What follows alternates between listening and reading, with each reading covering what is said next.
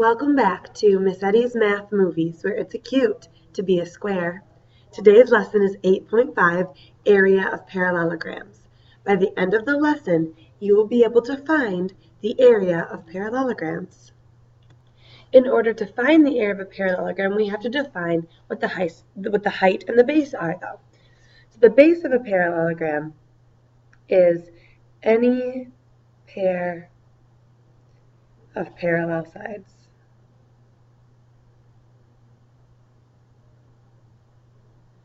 I guess I should call it the bases of a parallelogram.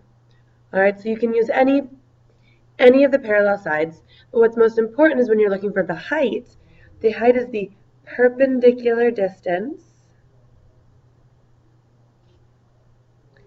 between the bases.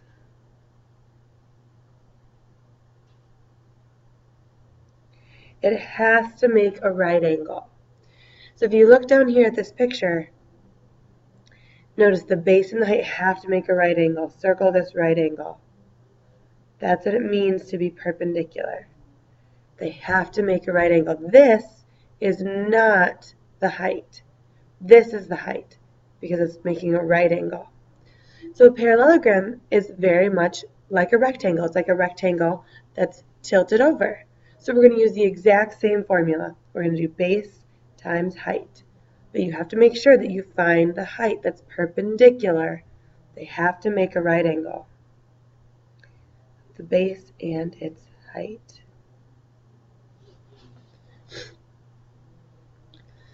For each formula, draw a diagram and write the formulas. Okay, area of a rectangle. So here's a rectangle. Got right angles. Here's your base. Here's your height. Parallelogram. Right, these are parallel. These are parallel. Here's your base, but your height is straight up and down right there. This is not your height. But the formulas are the same. Just make sure, notice we're always looking for that right angle. You look, the base and the height make a right angle. The base and the height make a right angle. Same thing when we're working with the triangle. So the formulas are the same.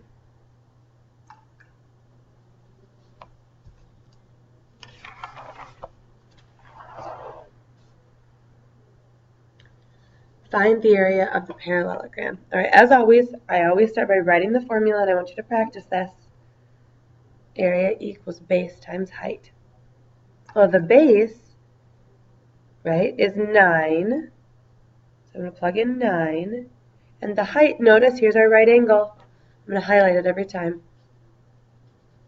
Here's our right angle. The height is 6. So 9 times 6 is 54. Don't forget, your units are meters squared. Here it says find the height. Okay, so let's write our formula. We've got parallelogram. We know its area. So area equals base times height. I always start by writing my formula. And look, the area this time is 78. The base is 12. Here's my right angle. But I don't know the height. So I'm leaving that as h. So I'm going to take 78 and divide it by 12 to find my answer.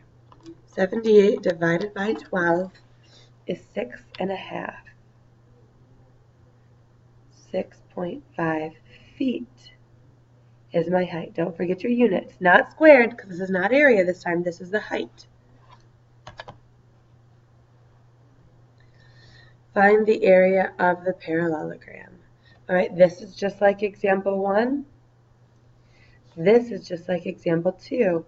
Are you looking for the height or the base? I want you to do these now. And don't forget your units. All right, watch those units for both sections.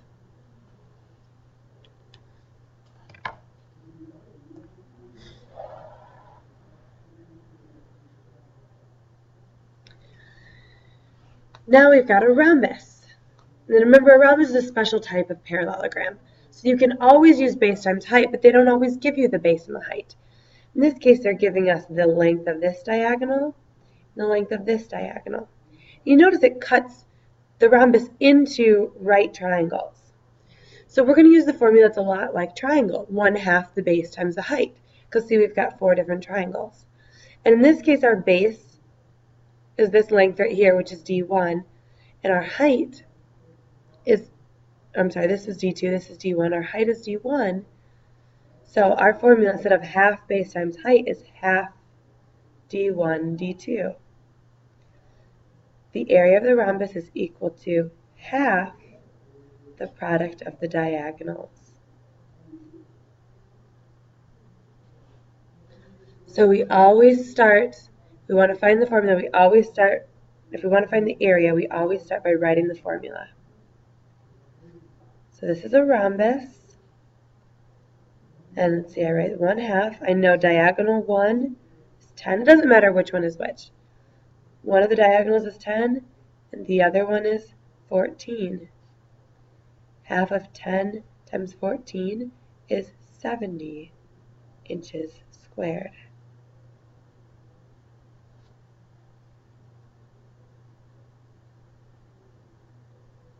Once again, I start by writing my formula. Now here we need to figure out how long are our diagonals. I don't know my area, I know 1/2. Let's see, this diagonal is 18 long.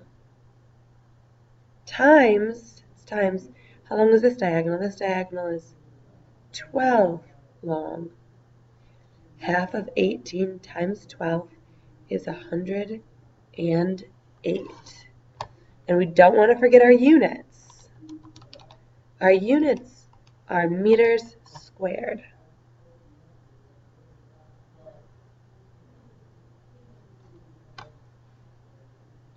Find the area of the rhombus. All right, this is just like example 3. I want you to make note that this means this is 2 and this is 2.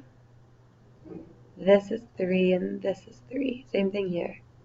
5 and 5, 4 and 4. So do this now.